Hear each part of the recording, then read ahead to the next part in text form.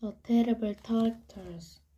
As the sun rose the next morning, Bugs and Buns and me were still digging. They had dug a hole so deep you could have put a house into it, but they had not yet come to the end of the fox's tunnel. They were all very tired and close. "Dang and blood," said Bugs, whose loud idea was that. "Bean's idea," said Buns.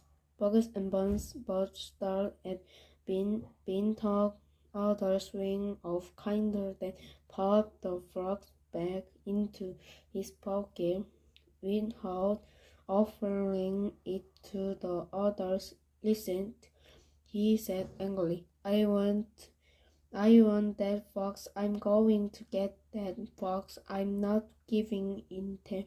I'm strong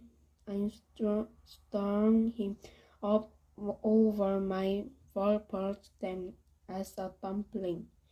We can get him by digging, that's for sure, said the fat Bugs. I've had enough of digging. Buns the little put their dwarf looking up at Bean and said, "Have you any more stupid ideas then?"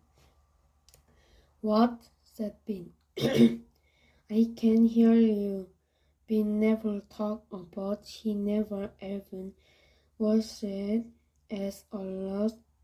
His own hours were covered with all kinds of muck and wax and bits of chewing gum and dead flesh and stuff like that. This made him laugh.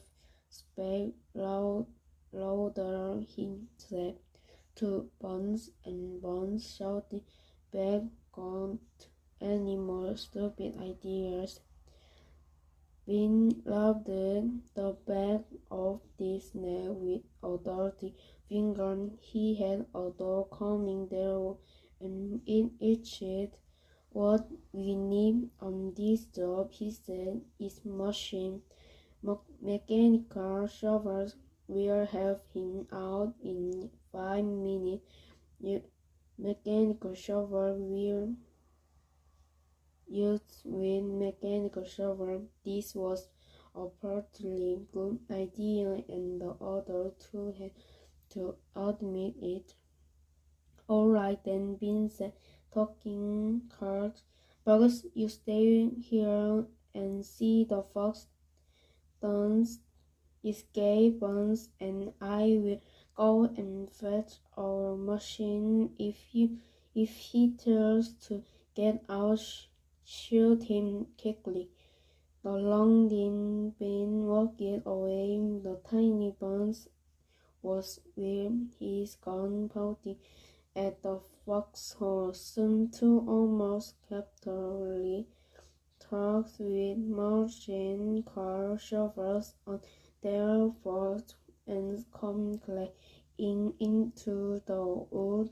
Ben was delivering one bunch, the other the machine were both black. They were murderers, butter-looking monsters.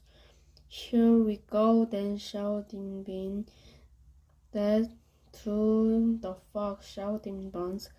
The machine went to work by homeward. Miss First of sawn out of the hair.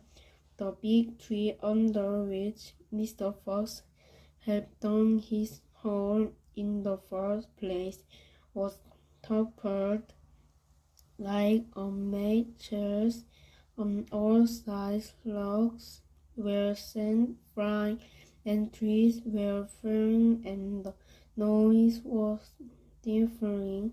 Down in the tunnel, foxes cutting, listening to the terrible clanging and dangling overhead. "What's happening, Dad?"